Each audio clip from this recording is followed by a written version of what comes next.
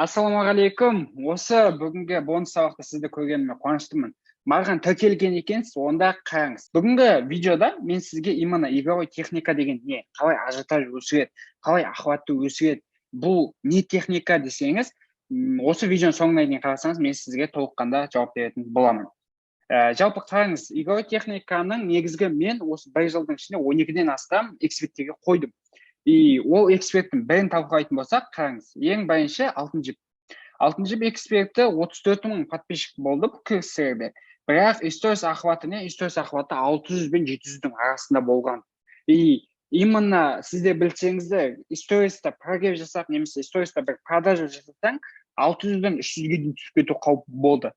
И бізбен жұмыс жасағанда бұл кісілерге біз игровой техниканы қосып бердік. Қосқаннан кейін барып, біздің сторис охватымыз 3 күннің ішінде 670-тен мінекей 2500-ге дейін өсті. Бұл қалай өсті? Біз игровой техниканы қолдандық. Қалай? Игровой техника деген негізінде Инстаграмдағы бір ойын. Кәдімгі блогердің өзі конкурс ұйымдастырады ғой. Блогер не дейді? Сен менің Инстаграмдағы подписчик бөліме тіркел дейді, немесе астыға 3 адамды жаз, біз бүйтіп прорабтап отырып тыңдаймыз дейді. Негізінде олардың бәрі жақсы, но охватты өсіруге олар полезны емес. Не үшін? Себебі охватты өсіру үшін негізгі 3 фактор керек. Не үшін охват түсіп кетеді? Себебі бізде адамдар не подписчик көп болғанмен действие аз. Пост саласың, постта комментарий жоқ. Стористі әдемілетіп саласың, бірақ ол жақта реакция аз.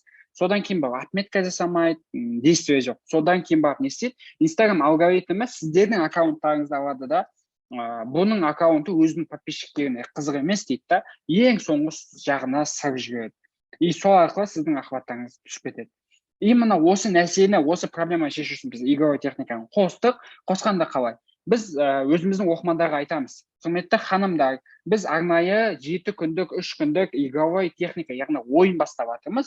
Сол ойынға қатысқан адамдарға осындай сыйлық береміз. Біз осы алтын жіп экспертінде, осы Гүлжан ханымда біз 10 түрі сыйлық ұйымдастырдық. 10 түрі сыйлықта ол курсқа доступ болды, менторствоға доступ болды, марафонға доступ болды. Сол арқылы ол адамдар не істеді? Ол адамдар сол нәрсені 10 сыйлықты тегін алу үшін біз оларға айттық. Сіздер бізге реакция тастаңыздар, отметка жасаңыздар, комментарий жазыңыздар, активность танытыңыздар.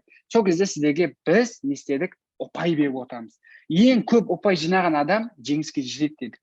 И бұл кісілерде не болды? Бұл кісілерде жүйе біздің бот не істейді? Бұл ойын басталғаннан кейін біздің бот әрбір реакцияға не істеді? Ұпай беріп отты. 10 ұпай, реакция тастаған үшін рахмет, 10 ұпай қосылды дейді. Ол адам, сіз пост саласыз, пост салған кезде, ол адам комментарий жазған кезде, оларға тағы да айттық. Құттықтаймын, сіз комментарий жазған үшін 20 ұпай алдыңыз деді. И сол кезде адамда не болады? Адамда ажиотаж туады. Кәдімгідей ұпай берген кезде, мына ұпай жинап жатырмын, ана сыйлықты мен көп аламын ғой дейді да, и арқылы ұпай жинауға кіріседі. И после этого отметка жасағанға біз 50 ұпай бердік. Не үшін? Себебі оларда мотивация жоғарырақ болсын деп. И бізде отметка жиналды. После этого бұл ботта астында ұпай санын көру деген батманын басса, біз оларға статистиканы толыққанды көрсете алдық.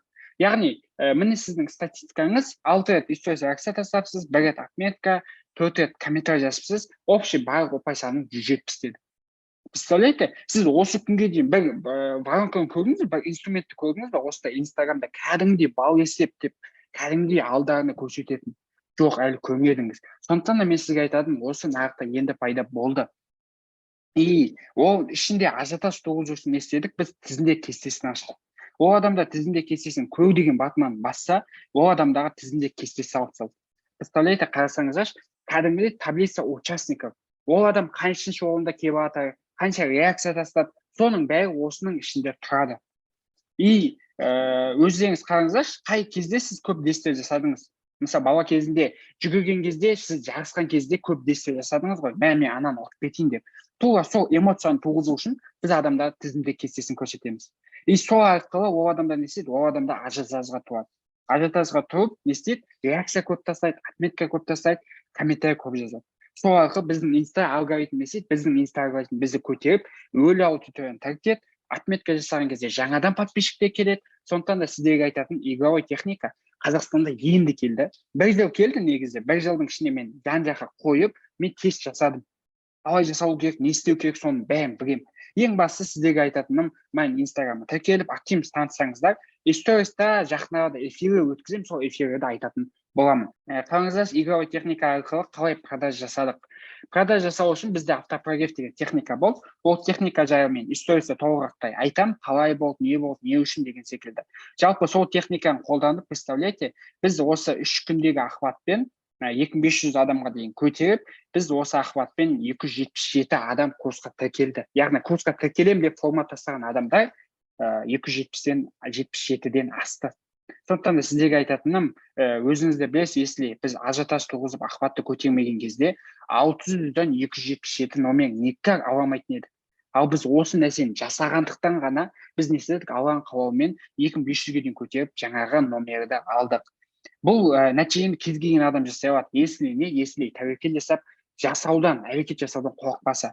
Сіздерге айтамын, если осы жай толық ақпарат алғыңыз келсе, маған тіркеліп, сториста активность болып отырыңыз, бұйырса жақын арада тікелей эфир өткізіп, кәдімгідей мықты ақпаратты беретін боламын. Сіздермен болған мен Саят Ахмет, келесі кездескенше. Менімен болғаныңызға рахмет.